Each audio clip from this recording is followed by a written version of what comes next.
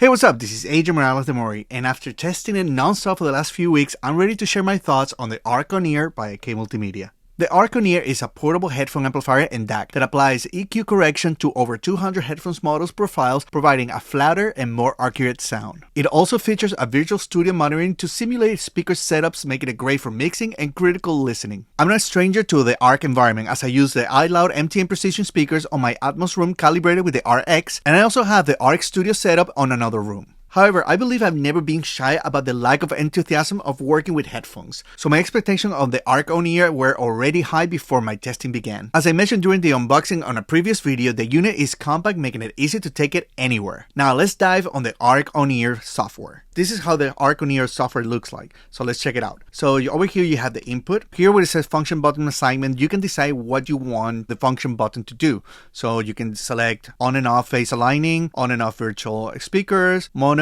dim, mute, just turn off the LEDs, or play and pause music. So for me, one of the things that I love about this is the mono option, because it's one of the main tests that I do every single time that I do a mix. Going forward, you can see the outputs. This is all the 5 presets that you can do. Here's where you select the headphone models. This is where you select the speakers model that you want. Then you can select the studio simulation. And then we're going to go into the calibration and phase aligning option later. For this video, I'm going to use these Audio Technicas. These are the ATH40X. So let's go to select headphones. And these are all the headphones that they have. As I mentioned before, they have over 200 models already set up here. So let's look for Audio Technica and let's look for the ATH40X. There you go. Great thing that you can see here that it gives me the whole profile and then it matches the impedance. So for example, the impedance for this headphone is 35 ohms. If I change to, for example, to the 30, the impedance changed to 47. And this to me is very important, especially for critical listening. Let's close it. So this is how it comes here. Then I can just change the name of this preset and call it ATH40X. Okay, so now let's select the speakers. So this is all the speakers that it has. I think as a default, it has the white 80, which is based on the Yamaha's NS10s. Personally, I like the 90, so I usually select the 90s. Let's see what else I have. Okay, I'll stick with the white 90s. Okay, so let's turn on the studio simulation. Let's turn on the speaker. And this is, I guess, what the EQ is doing right now. The good thing that I like about this is you can decide the width when you're doing the speaker simulation, because one of the things that I don't like about working on headphones is extreme left, extreme right. But when you're working on the studio, the speakers are in front of you, so you feel the sound coming at you. So I like that you can do this emulation. So I usually leave it at 100%, but then you can just change it to taste. And then this is also kind of cool. You can just emulate the space with the speakers that you already selected.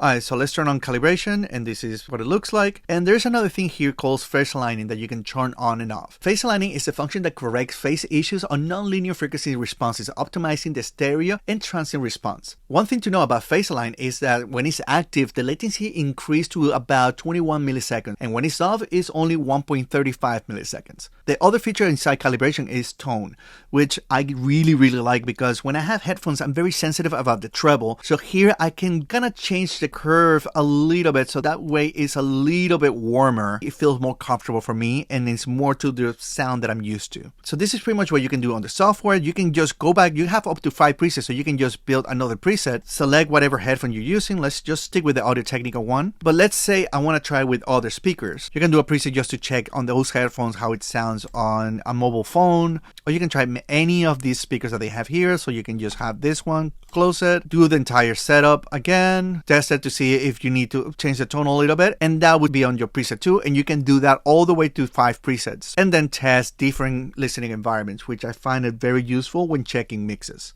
So is the Arc On-Ear a complete replacement of mixing in a studio? For most, including me, the answer is no. At least not yet. But does it enhance the headphone mixing experience? Absolutely. Does it provide additional listening environments to test mixes? Yes. And does it make transitioning from headphones to speakers less jarring while recording? Definitely. For all those reasons, it's completely worth it for me. Of course, like any new gear I test, I have a wish list for future updates. I hope that they add a mobile app soon. Also, I would love they add in-ear options on the model profiles too. And I say this because when I do mixes on the go, I like to use the Jerry Harvey Audios Laylas. And when I'm traveling, I like to use the Shure 535. I think it's 535 or 25. I don't know. It's on the 5 series. And lastly, I would love to see an update to help me match the impedance of my headphones even if it doesn't have a profile. That would allow me to take full advantage of the DAC and the headphone amp, which by far outshine any laptop headphone output. So if you have any other questions, feel free to leave them on the comment below, and don't forget to subscribe or follow for more videos.